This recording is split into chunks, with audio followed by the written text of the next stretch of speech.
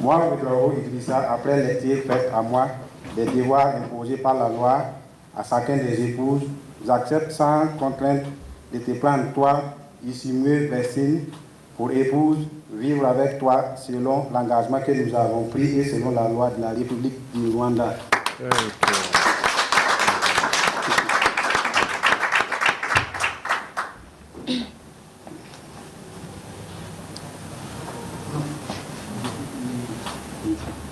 Njyewe Ishimwe Vestina maze kumva icyo amategeko ategeka abashyingiranywe nemeye nta gahato wowe Ouedraogo Idrissa umbera umugabo tukazabana uko twabyiyemeje kandi dukurikije uko amategeko ya Repubulika y'u Rwanda abiteganya.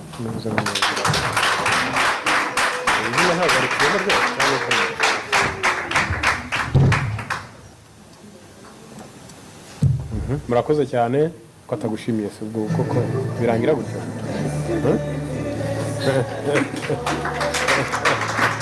Amufata akaboko hanyuma umanuke ababiri bacu murakoze tugeze mu mwanya mwiza natwe wo kwakira indahiro yabo.